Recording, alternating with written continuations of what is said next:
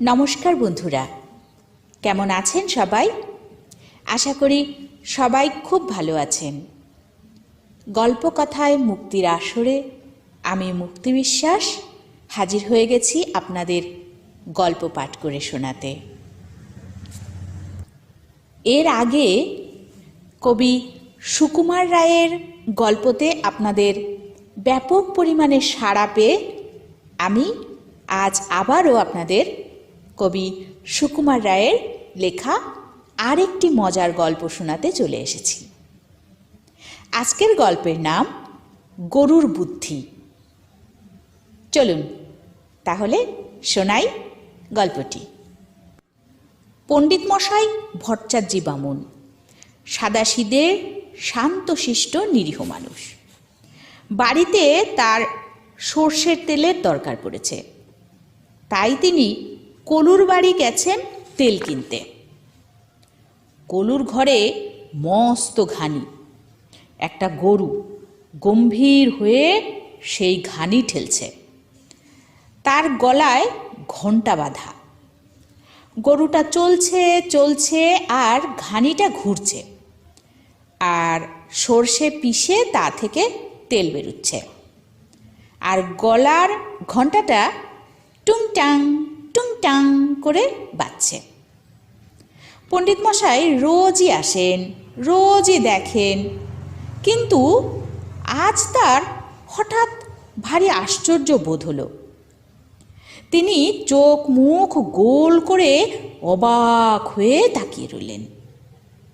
তাই তো, এটা তো ভারী চমৎকার ব্যাপার। কলুকে জিজ্ঞাসা করলেন, ও হে কলুর বউ, ও জিনিসটা কি হে? কলু বলল, আগে ওটা ঘানি গাছ, ওতে তেল হয়। পণ্ডিত মশাই ভাবলেন, এটা কিরকম হলো? আম গাছে আম হয়, জাম গাছে জাম হয়, আর ঘানি গাছের বেলায় তেল হয়, মানে কি? কলুকে আবার জিজ্ঞাসা করলেন, ঘানি ফল হয় না? কলু বলল, সে আবার কি? পণ্ডিত মশাই টিকিতে হাত বুলিয়ে ভাবতে লাগলেন, তার প্রশ্নটা বোধহয় ঠিক হয়নি, কিন্তু কোথায় যে ভুল হয়েছে সেটা তিনি ভেবে উঠতে পারলেন না। তাই খানিকক্ষণ চুপ করে তারপর বললেন, তেল কি করে হয়? কলু বলল, ওইখানে সর্ষে দেয়, আর গরুতে ঘানি ঠেলে, আর ঘানির চাপে তেল বেরোয়। এইবারে পণ্ডিত মশাই খুব খুশি হয়ে ঘাড় নেড়ে টিকি দুলিয়ে বললেন, ও বুঝেছি, তৈল নিষ্পেষণ যন্ত্র। তারপর কলুর কাছ থেকে তেল নিয়ে পণ্ডিত মশাই বাড়ি ফিরতে যাবেন। এমন সময় হঠাৎ তার মনে আর একটা খটকা লাগলো, গরুর গলায় ঘণ্টা কেন? তিনি বললেন, ও কলুর বউ, সবই তো বুঝলাম, কিন্তু গরুর গলায় ঘণ্টা দেবার অর্থ কি? ওতে কি তেল ঝাড়াবার সুবিধা হয়? কলু বলল, সব সময় তো আর গরুটার উপরে নজর রাখতে পারি নে, তাই ঘণ্টাটা বেঁধে রেখেছি। ওটা যতক্ষণ বাজে ততক্ষণ বুঝতে পারি যে গরুটা চলছে, থামলেই ঘণ্টার আওয়াজ বন্ধ হয়, আমিও টের পেয়ে তাড়া লাগাই।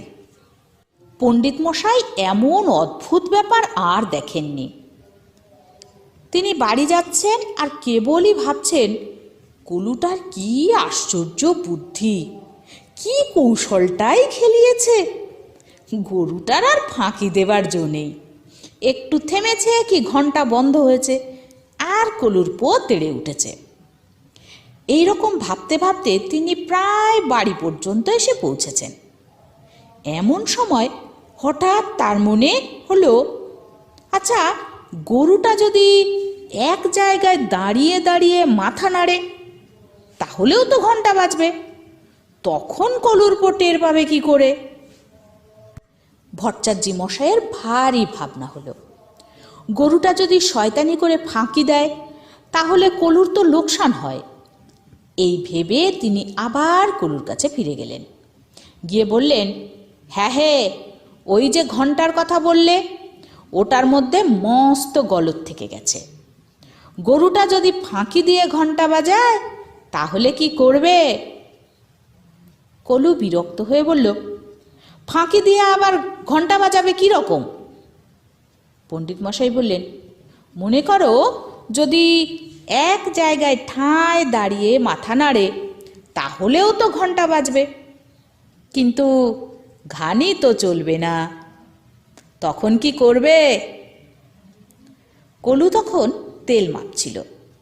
সে তেলের পলাটা নামিয়ে পণ্ডিত মশাইয়ের দিকে ফিরে গম্ভীর হয়ে বলল, আমার গরু কি ন্যায়শাস্ত্র পড়ে পণ্ডিত হয়েছে যে তার অত বুদ্ধি হবে?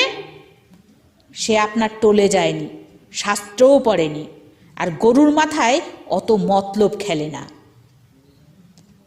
পণ্ডিত মশাই ভাবলেন, তাও তো বটে, মূর্খ গরুটা ন্যায়শাস্ত্র পড়েনি, তাই কলুর কাছে জব্দ আছে। শুনলেন গল্প গরুর বুদ্ধি, রচনায় কবি সুকুমার রায়। বন্ধুরা, আশা করি আমার গল্প পাঠ আপনাদের ভালো লেগেছে। যদি আমার গল্প পাঠ আপনাদের ভালো লেগে থাকে তাহলে ভিডিওটিতে একটি লাইক দেবেন, কমেন্ট করবেন, আমাকে উৎসাহ দেবেন, আর চ্যানেলটি সাবস্ক্রাইব করে পাশে থাকবেন। আরেকটি অনুরোধ আপনাদের রাখছি, আপনাদের পছন্দ মতো গল্প পাঠ করার জন্য আপনারা অবশ্যই আমাকে অনুরোধ রাখতে পারেন। কমেন্ট বক্সে আপনাদের পছন্দের গল্পের নাম জানাবেন, আমি অবশ্যই আপনাদেরকে পাঠ করে শোনানোর চেষ্টা করব। আজ তাহলে আসি, কোথাও যাবেন না, খুব শীঘ্রই ফিরে আসছি নতুন গল্প পাঠ নিয়ে।